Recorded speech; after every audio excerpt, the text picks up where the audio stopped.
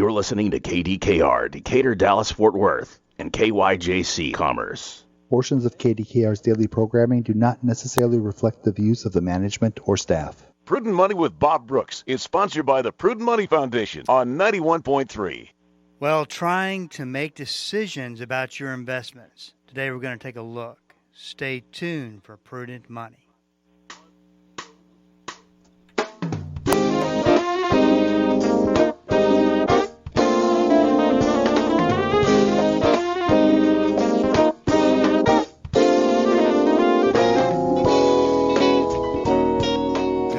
This is Bob Brooks, and you are listening to the Prudent Money Radio Show. Thank you so much for joining me today. You know I do appreciate it, and I do have a line open if you'd like to call in with your questions and or your comments. Number to call is 1-877-913-5357, 1-877-913-5357.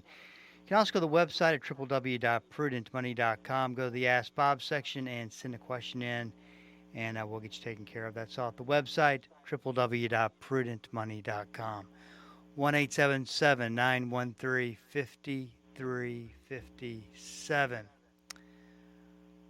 Well, tough day today on Wall Street, all the way around. No disguising it. Can't make this look any better than it was. NASDAQ was down nearly 5%. Dow Jones Industrial Average was down not too bad, as the rest of the index is down 2.79%, and the S&P 500 was down 3.87%. The S&P 500 closed today in bear market territory. What that means is that the S&P 500 was down more than 20%, finished about down 22% below the all-time high for the S&P 500.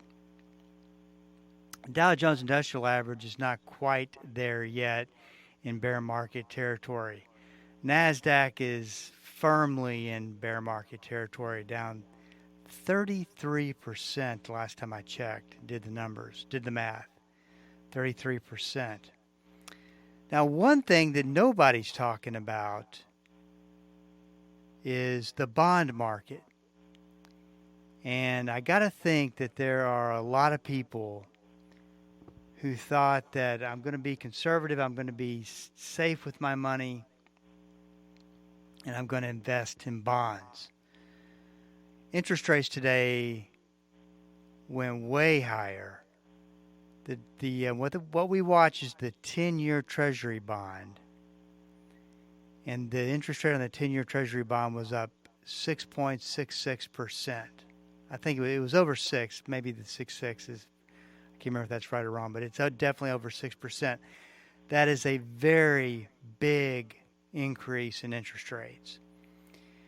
You would have to go back to 2011 to see the same rates that we're experiencing today. And we'll speak to that here in just a little bit. 2011. So what do you do with all this? You know, I was thinking about this as I opened up an email this weekend. And by the way, I hope that you enjoyed kind of the best of last week. I was on vacation. And it was good to get away, but it's especially good to be back. But over the weekend, I was opening up an email, and there was a video clip that a friend of mine had done, and it was about interest rates. And he opened up the video clip. It's an informational type video with a graph.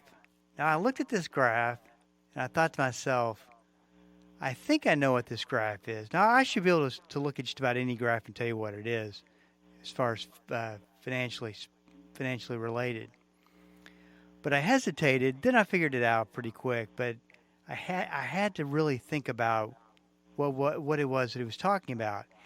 Then I listened to him as he explained the graph, and it dawned on me And this isn't something new to me. This is a problem that I've always been aware of and I've always talked about. But one of the problems is the people that we look to teach us about money and about how financial markets work and that kind of thing are the same people who are speaking in a language, and I usually refer to it as financialese, the language of talking about finances in a way nobody understands. It would be like if I broke out into German and you had no idea, most of us don't, the German language, you wouldn't understand what I was talking about. Or I start talking in Japanese, you wouldn't know what I was talking about unless you were well-versed in Japanese. And so it got me to thinking, you know, I'm guilty of this as much as the next person. And I forget about it sometimes. And really making a real commitment to speak in terms that everybody can relate to. Because that's the only way that you're going to have the information to make the decisions that you need to make. About when it really comes down to risk. What kind of risk am I willing to take? And I liken it to walking down a trail and you look way far in the distance and the answer you can tell to your question is way in the distance. All you got to do is walk towards the answer, and you'll get the answer to the question you're trying to answer. Unfortunately, as you walk closer, you see where the road cuts off to a big cliff. And there's a gap between one side of the trail to the other side of the trail. And it's not a gap that you can jump. You're stuck. You're stuck on that side without the answer. And I feel like that's what ends up happening as far as education and information goes about money, is that there's this big gap, and I call it financialese. And it gets in the way and it prevents most people from understanding what in the world the person's talking about.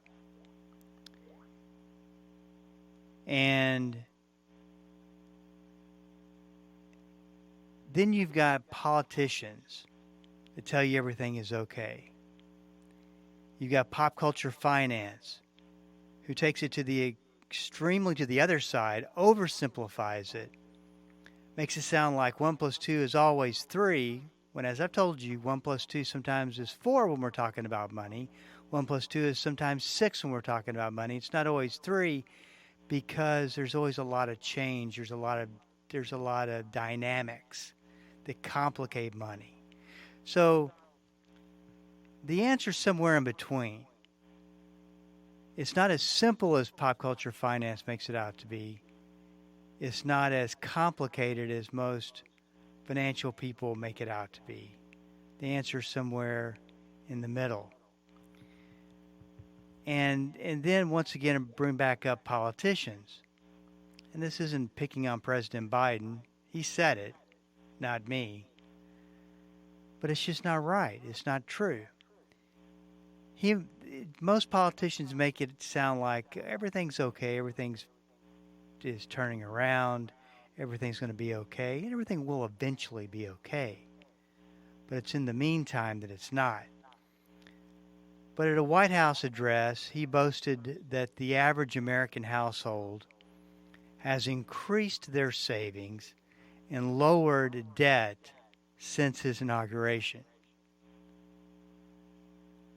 I can't believe he could say it with a straight face. Maybe he believes that. Maybe someone told him it was true and he decided to regurgitate it. I'm trying to give the guy the benefit of the doubt. The savings rate has fallen from 10%, well above 10%, to below 2 to 3%. Debt, I won't even address that. Debt has not been lower since his inauguration. And he says, today, thanks to the economic plan and the vaccination plan that my administration put into action, America has achieved the most robust recovery in modern history, just 2 years removed from the worst economic crisis since the Great Depression. I don't even know what to do with that. But he's not alone. Past presidents have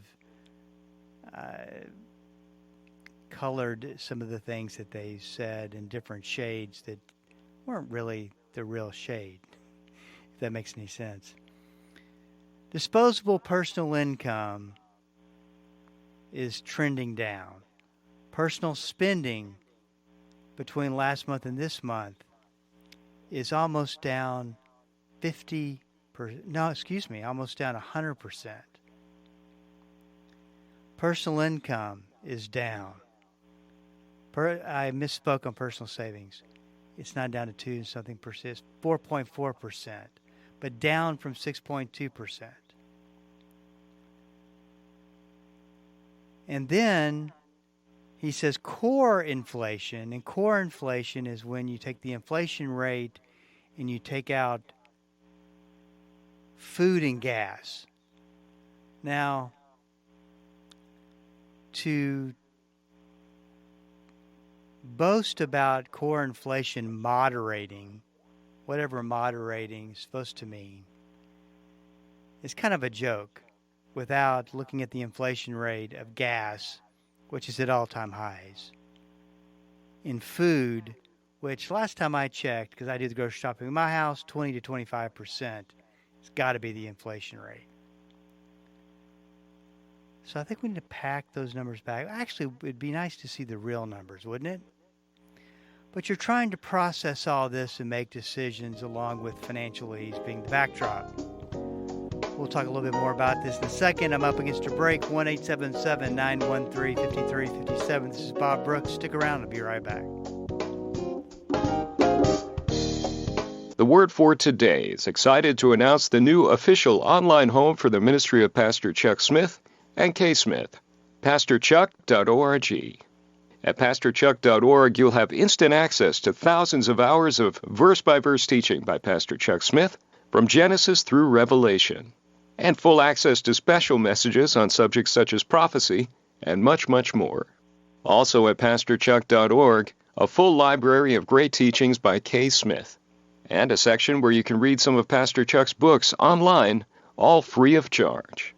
So visit the new official online home of the Word for Today and the ministry of Pastor Chuck and Kay Smith, pastorchuck.org. Dynamic, practical, life-changing. There's no point in going to church and not letting the Christ who gave birth to the church on the day of Pentecost change your life. Join us each day as Pastor Paul Shepherd applies the timeless truth of Scripture to everyday life. It's Destined for Victory on this great station. 2 p.m. weekdays on 91.3 KDKR. Dr. Charles Stanley. If I'm going to trust Him in adversity and difficulty and hardship, I've got to believe with all of my heart, my God loves me. It is His nature to love me. He's proven His love at Calvary. He says, I am saved eternally, one of His children. The teaching of Dr. Charles Stanley on In Touch, helping you grow in Christ every day. Listen daily at 12:30 on Bible School Radio 91.3. Welcome back. This is Bob Brooks, and you are listening to the Prudent Money Radio Show. 1-877-913-5357. So the question is, how in the world did we even get here? That's the question. Got to look at the environment before you even remotely start the process of making decisions. And it's a cause and effect environment. Since 2008, the Federal Reserve Board, who has the power to to affect interest rates, lowered interest rates all the way to zero. Now, what that means, stick with me on this, what that means is that they were trying to keep the economy from falling in off the cliff, to keep the economy from just absolutely falling apart, because the economy thrives on low interest rates.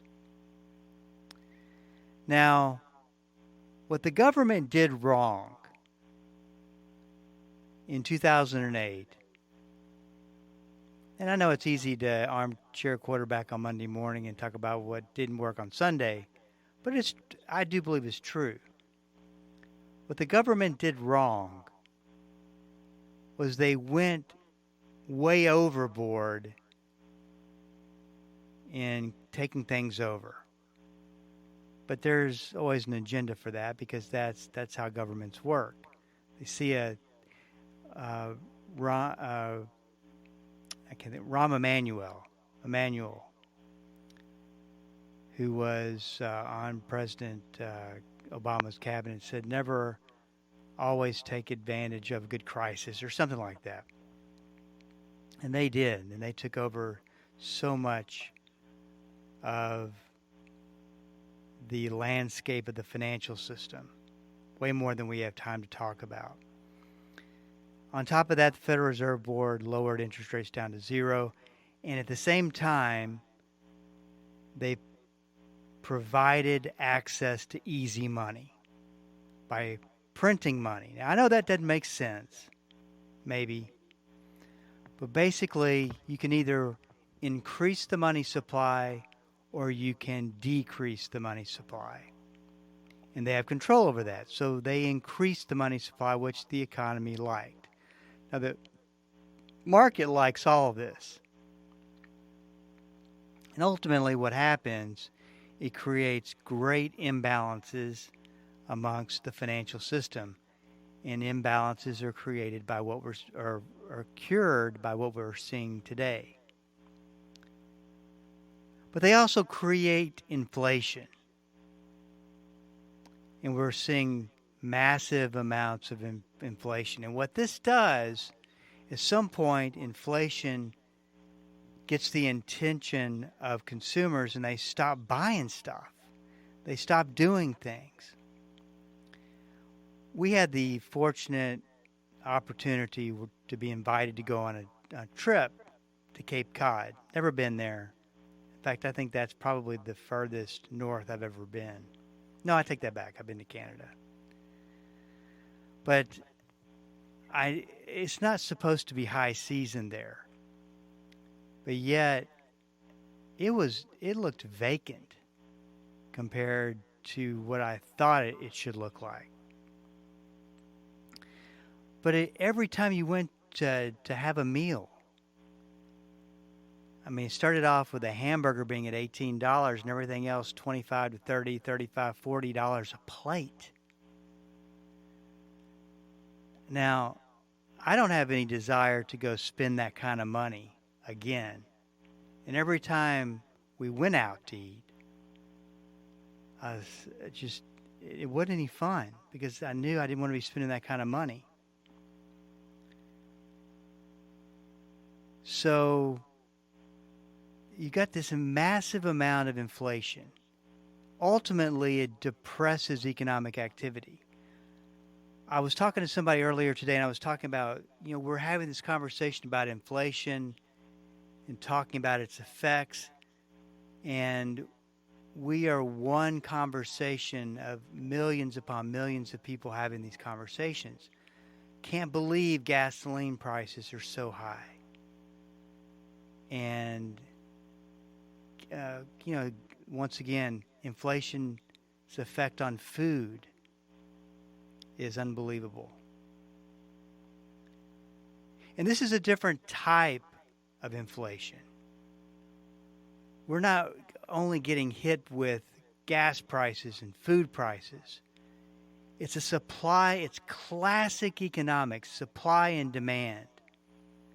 If you have limited supply and demand for an item, that item goes up in price.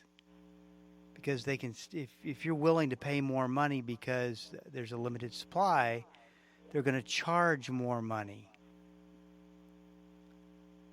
And they're going to raise the price. And so there's a supply and demand for parts that are needed to fit to complete the final product. So we're getting hit by all sides. I hope you appreciate that and realize that. So this creates the need for higher interest rates to quote-unquote stop inflation. But we're starting from zero because the Federal Reserve Board overdid it. And there's an agenda there. We won't get into all that. And now we're at the highest rates we've been in over 10 years as of today. And of course, this depresses economic activity, hurts the bond market. And the bond market we're going to circle back around to. Right now I'm going to take a call, talk to Kevin in Fort Worth. Hey, Kevin, welcome to Prudent Money. What's on your mind today? Hi, you were kind of giving your reasons why we're in this current situation. What are your thoughts about how social media and the news media and basically social pressures have pushed this on us? Because when you've taken minimum wage and jumped it up to basically $15, $20 an hour, it seems like the economy won't support that. It'll eventually even out with inflation and everything else, so that you still have the distribution that you used to have as far as wealth. Oh, I think that the agenda, whoever you want to call the agenda, and that can be many different people, groups of people, whoever, but the agenda is using the media to create the optics that they want to create. And you're right, they are creating the perfect optics. One of the optics that I think is absolutely the wrong, telling the wrong story is employment. I don't believe employment is anything like the media is saying it is. But yeah, I think it's, and the thing about the media just repeats what they're told. And I think, and you spread that to social media and all the outlets that has, you can start building this story that you want everybody to believe. I think you're absolutely right. Well, I find it kind of interesting, the push to quote make a living wage for entry-level jobs. Yes. And what they're really doing is pushing an entry-level job up to close to what an entry-level engineer or a chemist makes. And I don't think the economy will it won't hold that. There's separation in what is done and earned. You're absolutely right. It's got a shelf life to where it can maintain that rate of pay, but it catches up, and I think that's what we're seeing right now. All right. Well, thanks. I'm starting to break up a little bit here. I appreciate it. Okay, Kevin. Thank you for your call. God bless. Thanks. Bye. Yeah, Kevin's absolutely right about that, because you can build a narrative, and you can make it look as if people don't want to work. And there is some truth to that. I'm not saying it's all a conspiracy theory by any stretch. I won't get into that. But what it comes down to is the economy can only maintain that kind of pressure for so long. And you start to see cracks in the foundation. And I think that's what we're starting to see. But as I wind the program down, I'll talk a little bit about the bond market. This is what you want to keep your eye on. As I talked about interest rates going up, remember, and I've said this many times, as interest rates go up, bond prices go down. And that's the bond market. So as interest rates go up, you're seeing trillions and trillions of dollars worth of debt, which is what a bond is, go under pressure. And all it takes is something to go wrong, and you have a weakness in the bond market like you do right now with all the pressure of higher interest rates. And that's what I think you should keep an eye on as we talk about bear markets and talk about risk and that kind of thing. So here's the thing. I wanted to talk about so much more, but there's a limited amount of time. Have the conversation with your advisor if you have not done so, and make sure that you're fully at peace about their strategy to get you through this. Because I think there's quite a bit more to go. Make sure that you have a sound, prudent plan to go along with it. Hey, this is Bob Brooks. You got a question for me, please go to the website at prudentmoney.com. Send it in because we are all out of time till we meet again next time. Keep the faith and have a great rest of the day.